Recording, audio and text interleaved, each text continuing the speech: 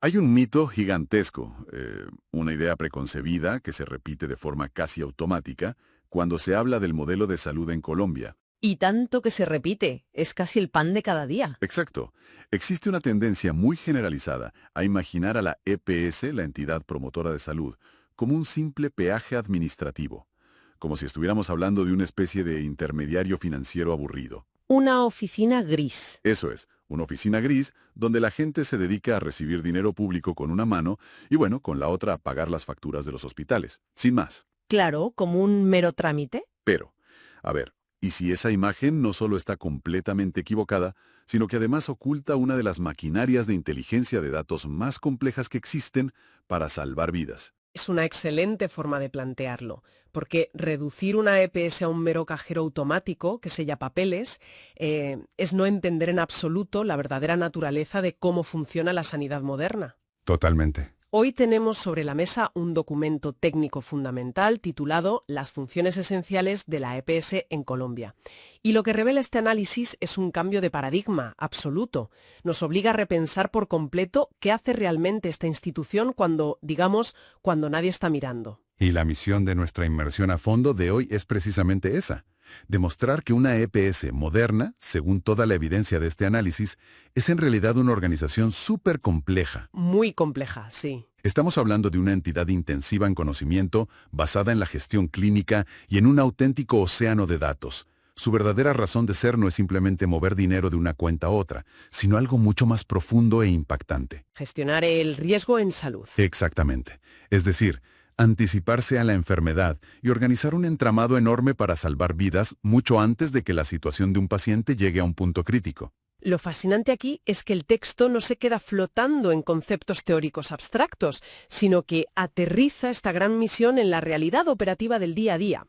Argumenta que el éxito de todo el sistema sanitario colombiano y la propia supervivencia de la EPS como institución depende de tres grandes macroprocesos. Tres pilares, digamos. Eso es, tres pilares profundamente interdependientes. Si estos tres engranajes logran funcionar de forma coordinada, evitan que la entidad sea ese actor pasivo, esa oficina gris que comentábamos, y la transforman en un escudo protector y completamente proactivo para toda la población. Vale, vamos a desglosar esto, porque la estructura que plantea el documento ayuda muchísimo a entender el panorama completo para quienes nos escuchan.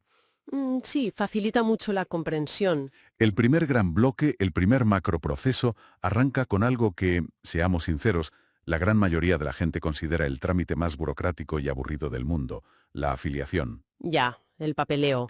Claro, uno piensa en rellenar un formulario infinito que parece sacado de una novela de Kafka, entregar una copia del documento de identidad y sentarse a esperar. Y rezar para que no falte ningún sello. Tal cual. Sin embargo, el análisis defiende que la afiliación es el acto fundacional. Y aquí he visto que usan un término que suena bastante técnico para referirse a los pacientes. Los llaman sujetos portadores de riesgos dinámicos. Sí, es un término potente. Suena casi a un concepto de ciencia ficción, la verdad. ¿A qué se refieren exactamente en la práctica con esto? Es un término denso, es cierto, pero encierra un cambio de mentalidad brutal. Tradicionalmente se ha visto la afiliación como un simple procedimiento regulatorio.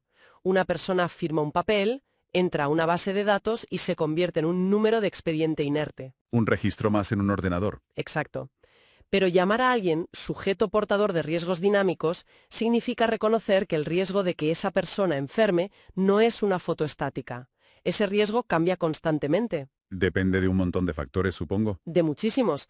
Depende de su edad, del tipo de trabajo que tiene, del código postal en el que vive, de su entorno social y familiar y, por supuesto, de su historia clínica.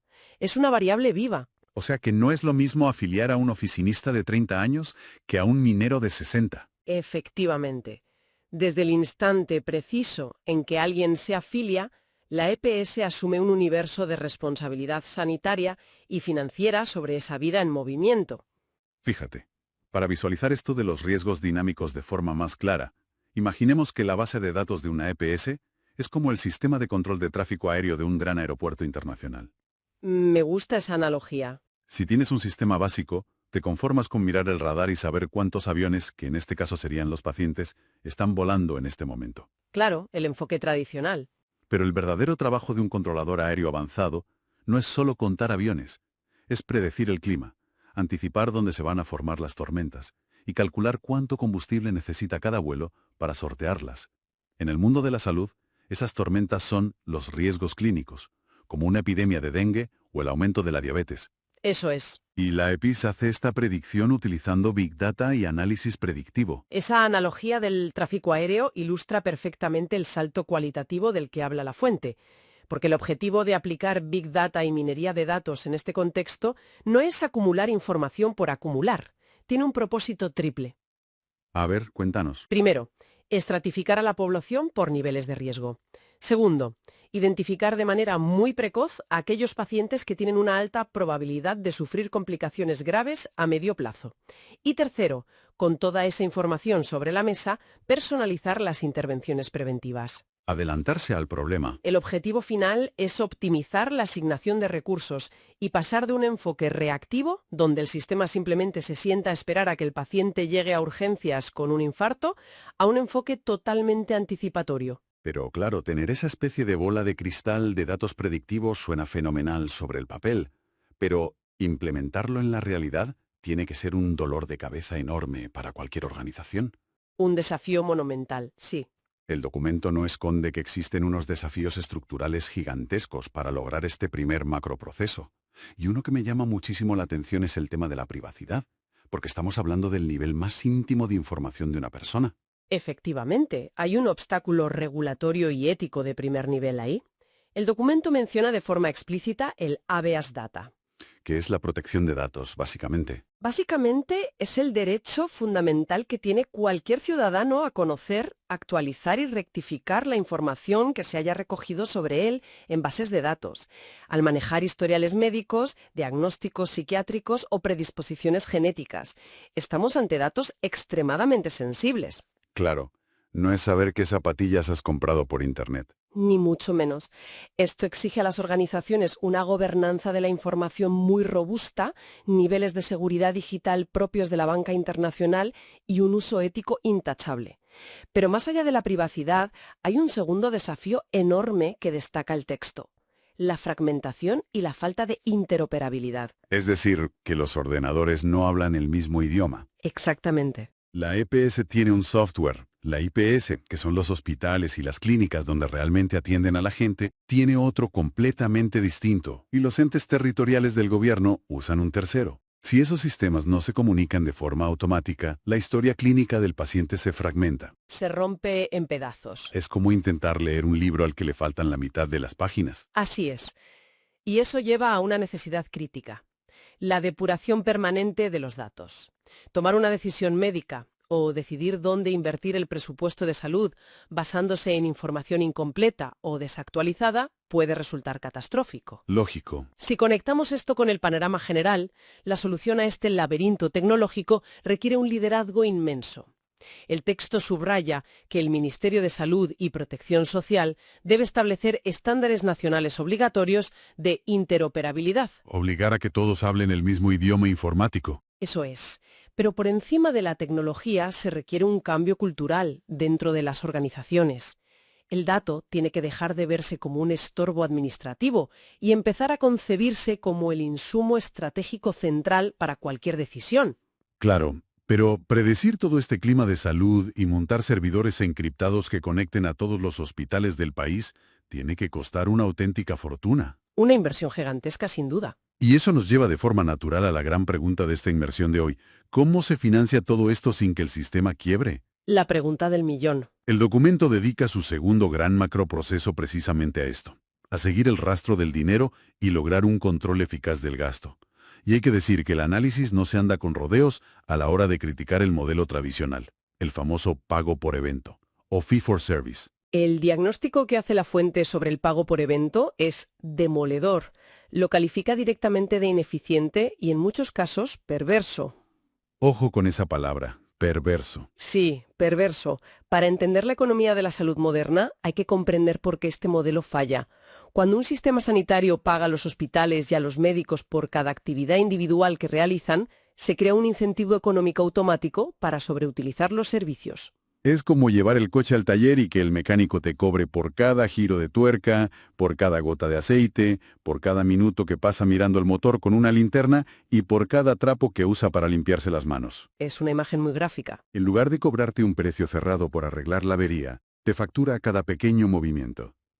En el ámbito de la salud, la evidencia muestra que este modelo incentiva a hacer más radiografías de las estrictamente necesarias, pedir analíticas duplicadas y fragmentar la atención en 1000 pedazos facturables. Totalmente. El gasto se dispara de una forma insostenible, pero ojo con esto, porque gastar más no significa en absoluto que el paciente mejore o se cure más rápido. Exacto. Es un esquema inflacionario que dificulta el control del riesgo y compromete la sostenibilidad financiera de todo el sistema sanitario. Por eso, la respuesta estratégica, consolidada normativamente con el Decreto 441 del año 2022, es la transición obligatoria hacia los modelos de pago por valor. Pago por valor. Sí, el concepto busca alinear, por fin, los incentivos económicos con los resultados sanitarios. En palabras sencillas, dejar de pagar por hacer cosas y empezar a pagar por lograr que la gente esté sana. Y aquí el texto entra en unos mecanismos financieros muy concretos. Habla de algo llamado capitación integral ajustada por riesgo. Un término que impone un poco. Reconozco que suena a jerga económica indescifrable total. ¿Podríamos traducir esto a un ejemplo más cotidiano para entender cómo frena el gasto descontrolado? Por supuesto. Imaginemos el presupuesto de alimentación de una familia. Vale. Si a unos padres les dan un presupuesto fijo mensual para dar de comer a 3 adolescentes que practican deporte de élite, van a necesitar mucho más dinero que si ese mismo presupuesto es para una pareja de jubilados sedentarios. Evidentemente, los deportistas vacían la nevera en un día. Exacto. El sistema sanitario hace exactamente lo mismo con la capitación ajustada por riesgo. Se le asigna a la EPS o al prestador un presupuesto fijo por cada paciente a su cargo, pero ese dinero sube o baja dependiendo de qué tan propensa a enfermar esté esa población específica. O sea, adaptan la financiación al perfil del paciente. Así es. Si tienes una población mayor, con mucha diabetes e hipertensión, recibes más recursos que si gestionas a una población joven y sana. El incentivo cambia radicalmente. Claro, ya no ganas por hacer más pruebas. No, como el presupuesto es fijo, a la organización le interesa invertir en prevención para que el paciente no empeore, porque si el paciente enferma gravemente, los costes se comen ese presupuesto fijo. Vale, entendido. Y el documento menciona otra herramienta dentro de esta transición hacia el valor que me parece clave, los paquetes integrales de servicios. Los paquetes integrales son fundamentales para acabar con la fragmentación de la que hablábamos, siguiendo con ejemplos visuales. En lugar de que un hospital facture por separado el tiempo de uso del quirófano, los honorarios del cirujano, la anestesia, las gasas y los días de hospitalización para una prótesis de rodilla. Lo que sería el modelo del taller mecánico. Exacto. En lugar de eso, la EPS negocia un pago único y cerrado por todo el proceso completo.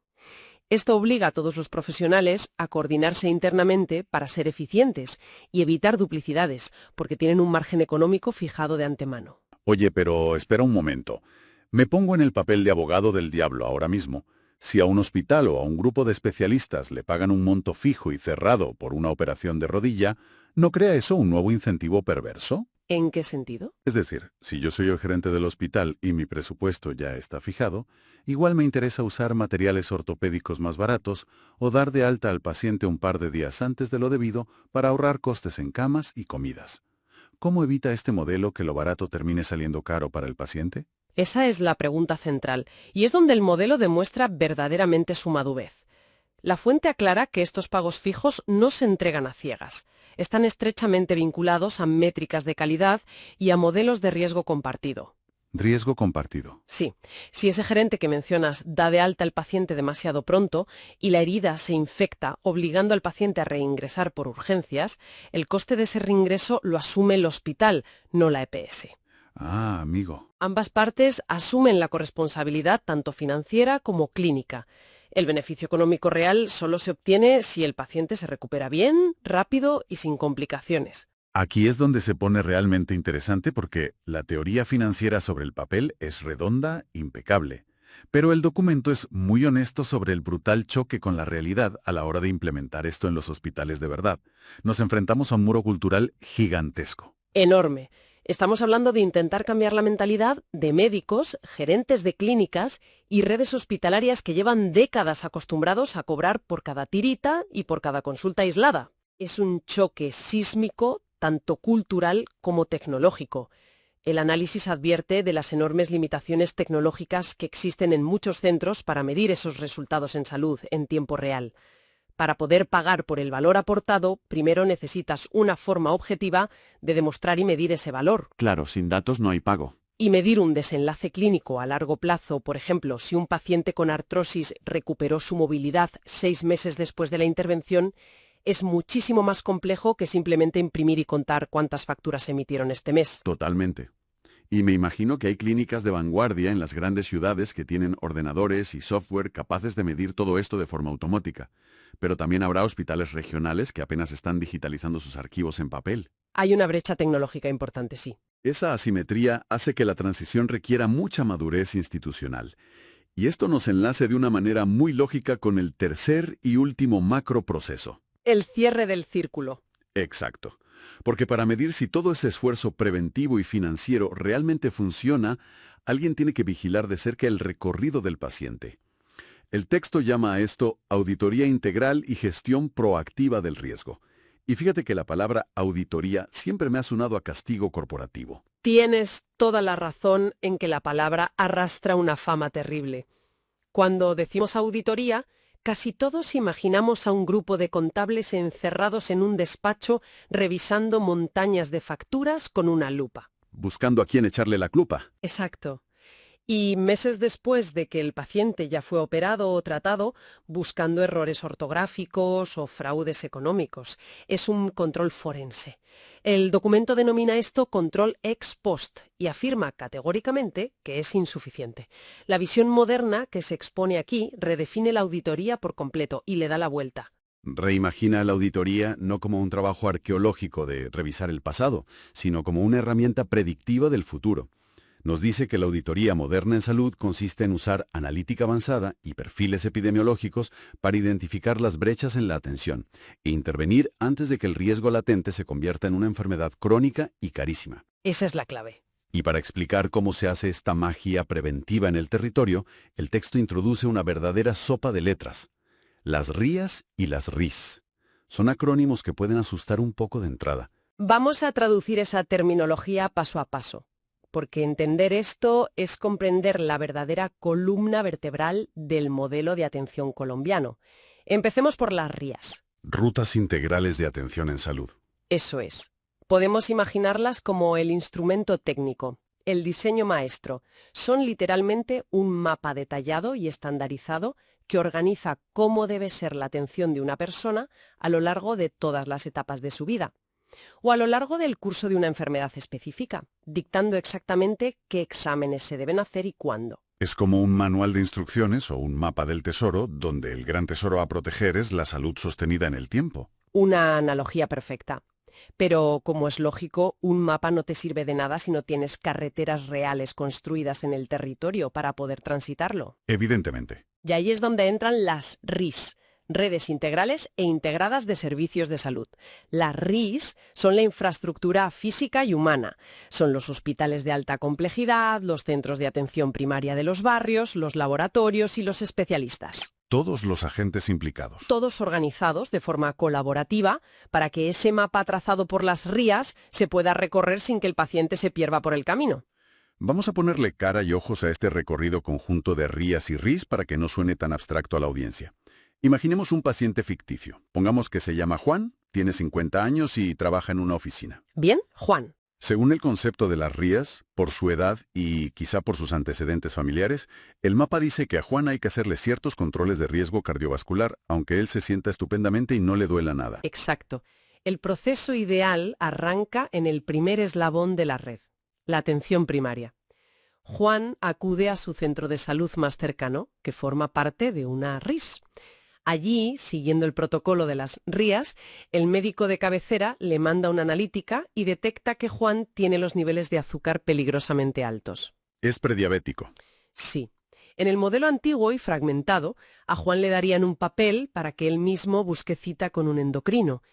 Un proceso que podría tardar meses, durante los cuales su salud se iría deteriorando en silencio. Pero en este modelo integrado, como las entidades están obligadas a tener sistemas interoperables de referencia y contrarreferencia, el propio centro de atención primaria coordina la cita con el especialista dentro de la misma red.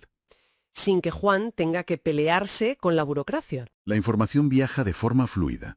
A Juan lo ve el endocrino, le ajusta la dieta, le pone un tratamiento preventivo y le hace un seguimiento continuo. Y ese es el quid de la cuestión. Porque si conectamos esto con el panorama general, uno se pregunta, ¿por qué es crucial esta coordinación desde la atención primaria? ¿Qué hemos logrado con este nivel de intervención? Hemos salvado a Juan, para empezar. Hemos evitado que, 5 o 10 años después, Juan llegue a la sala de urgencias de un hospital de alta complejidad con una crisis diabética severa que requiera amputaciones, diálisis renal o semanas de cuidados intensivos. Que además del drama humano incalculable para Juan y para su familia, le costaría al sistema sanitario una suma astronómica de dinero. Inasumible. Los datos de impacto que aporta la fuente a favor de esta coordinación territorial son abrumadores. Cuando esto funciona, se reducen drásticamente las hospitalizaciones evitables, disminuyen los altísimos costes vinculados a las llamadas enfermedades catastróficas. Y lo más importante y central de todo este esfuerzo, mejoran notablemente la calidad y la esperanza de vida de las personas. Es un ciclo virtuoso perfecto entre prevención, salud y economía. Un ciclo que, al final del día, es el único mecanismo que asegura la viabilidad del sistema en su conjunto. La salud pública es, por definición, un ejercicio de tensión constante entre unos recursos económicos que son finitos y unas necesidades ciudadanas que son infinitas y crecientes. La manta siempre es corta. Siempre. Si la base del sistema no previene activamente en el primer nivel de atención, la superestructura de los hospitales colapsa inevitablemente bajo el peso de las enfermedades de alta complejidad. Entonces, ¿qué significa todo esto a modo de conclusión de nuestro análisis? Si juntamos las 3 piezas del puzzle que nos ha expuesto este documento técnico, Que el modelo debe cambiar sí o sí. nos damos cuenta de que la EPS del presente y del futuro no tiene más remedio que dejar atrás esa imagen de caja fuerte pasiva si quiere mantener su legitimidad y sobrevivir en el tiempo. Debe ser el motor. Tiene que ser el cerebro analítico del sistema. Tiene que gestionar la afiliación construyendo bases de datos precisas y predictivas. Tiene que domar el gasto sanitario impulsando los pagos por valor en los hospitales. Y tiene que auditar el proceso de forma proactiva utilizando esas rutas y redes integradas sobre el terreno. Cuando esos 3 motores funcionan al unísono, la EPS se convierte en el auténtico gestor del riesgo poblacional. Garantizando que el sistema colombiano no solo sea sostenible económicamente, sino también profundamente equitativo para todos. Comprender esta maquinaria interna es un ejercicio vital para la sociedad. A veces debatir sobre modelos de pago por valor o análisis predictivo de datos puede parecer algo reservado únicamente para economistas de la salud, pero en realidad entender estos conceptos es una forma de empoderamiento ciudadano. Estoy completamente de acuerdo. Vivimos en un ecosistema mediático saturado de información rápida y opiniones muy polarizadas sobre cómo debe funcionar la sanidad. Conocer los pilares técnicos de cómo se gestiona y financia el bienestar colectivo nos da las herramientas para analizar los debates públicos con una claridad mucho mayor. Nos ayuda a comprender que la salud de una nación no se fabrica únicamente con bisturís en los quirófanos, sino con el diseño inteligente de sistemas de información y la correcta alineación de incentivos. Una reflexión muy necesaria. Resulta asombroso comprobar cómo conceptos tecnológicos tan fríos como la minería de datos acaban siendo el soporte fundamental para algo tan profundamente humano y cálido como el cuidado médico. De hecho, antes de terminar nuestra exploración de hoy, me gustaría plantear una reflexión final a quienes nos escuchan, algo que se desprende de forma lógica de este análisis, aunque no se debata de forma explícita en el documento. Adelante, te escuchamos. Si asumimos que la clave absoluta del éxito es la recolección y el procesamiento inteligente de datos a escala masiva, y proyectamos que en los próximos años estas organizaciones lograrán perfeccionar el Big Data y la inteligencia artificial hasta límites que hoy nos parecen lejanos, esto nos lleva a un escenario donde el sistema podría predecir con exactitud milimétrica el riesgo clínico de un individuo basándose en sus compras del supermercado, su código postal y sus hábitos sociales, mucho antes de que presente el primer síntoma de una enfermedad. Esto plantea una pregunta importante a nivel filosófico y social. ¿A qué te refieres exactamente con el impacto de esa capacidad de predicción total? ¿Dónde está el peligro? Me refiero a dónde estableceremos los límites de la intervención en la vida privada. Si una entidad de salud dispone de un algoritmo predictivo que determina con un 95% de probabilidad que un individuo va a desarrollar una patología cardíaca gravísima por su estilo de vida, llegará un punto en el que el sistema sepa más sobre nuestro propio futuro biológico que nosotros mismos. Esa es una idea que da un poco de vértigo. Y si el modelo financiero está basado en minimizar el riesgo económico de esas enfermedades, cabe preguntarse cómo reaccionará el sistema frente a ciudadanos cuyos hábitos personales representan un coste casi seguro. Es una frontera donde la eficiencia de la tecnología de datos, la gestión del riesgo médico y nuestra idea de libertad y responsabilidad individual van a chocar de frente. Es sin ninguna duda uno de los grandes dilemas de nuestro tiempo. Un horizonte que dará muchísimo de qué hablar a medida que estas infraestructuras predictivas se vuelvan más poderosas y omnipresentes. Ha sido un análisis excepcionalmente revelador. Ojalá quienes nos acompañan hoy al otro lado del altavoz se lleven una imagen mucho más rica, matizada y compleja de la colosal ingeniería técnica, de datos y de procesos que opera detrás del telón de la salud pública. Invitamos a todo el mundo a seguir cuestionando lo establecido, a buscar siempre las fuentes originales y a no dejar de aprender sobre los mecanismos que sostienen y protegen nuestro bienestar colectivo. Nos escuchamos en la próxima Inmersión a Fondo. Ha sido un verdadero placer desgranar todas estas dinámicas contigo. Un saludo muy cordial a toda la audiencia y sigamos apostando por el rigor y el conocimiento. Hasta la próxima.